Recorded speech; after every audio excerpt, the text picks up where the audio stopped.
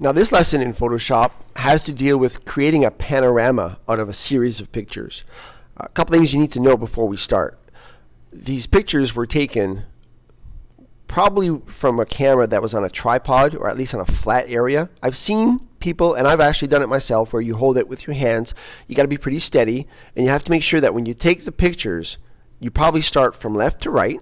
That would be the smartest way to do it. So start from the left and then take a picture and then move it right.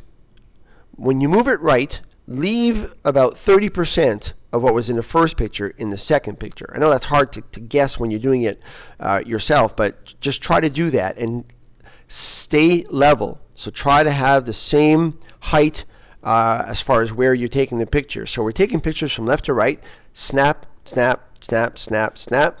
And then you may also want to name your pictures in such a way that they're in the same sequence, okay? And that might happen automatically with your camera, and that usually does happen automatically with your camera. So left to right, 4, 5, 6 pictures even. So now what we're going to do is we're going to select those pictures. Okay, there's a few different ways of getting there, but I'm going to go here. I'm going to go File, and I'm going to go New, and I'm going to go Photo Merge Panorama. And that's going to launch, once again, our editor. So we're in edit mode of some type here. Now it's bringing in the pictures. And then when it's done, it's asking you how you want to lay it out. We're just going to go automatic now. You can play with the other features later if you want to. All right? And then rather than browse, I know which files I want. I want the ones that are open. So I'm just going to add open files.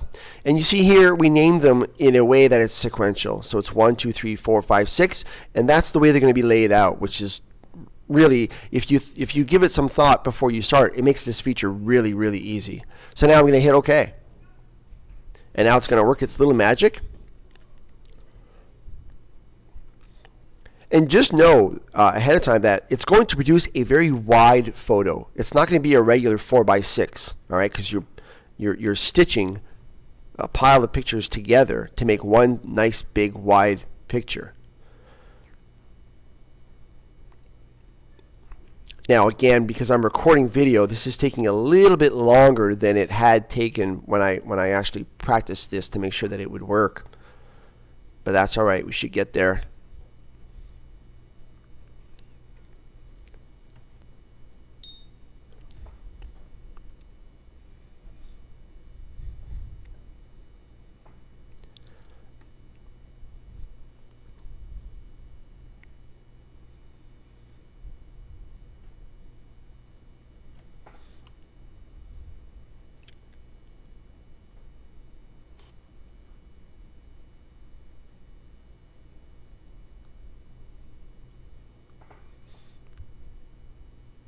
So there it is up top.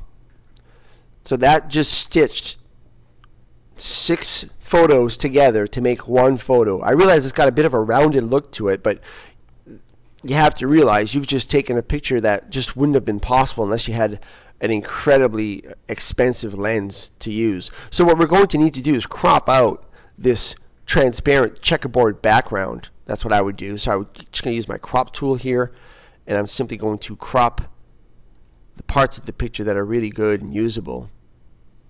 I realize I'm going to lose some stuff, but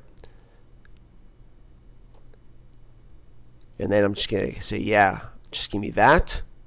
And you've got an incredibly wide picture that was created with this panorama tool. Very easy, simple to use. It works really well inside of houses, inside of rooms. Again, if you don't have a fancy lens, you would need 3-4 pictures to take a real nice picture of a room. I know several real estate agents who use this feature. It just makes the inside of a room or a house look that much better. And I realize that a lot of agents don't use it. So when you go to their website and you look at pictures of rooms, they look awful. If more of them knew how to use this, they'd probably sell more houses.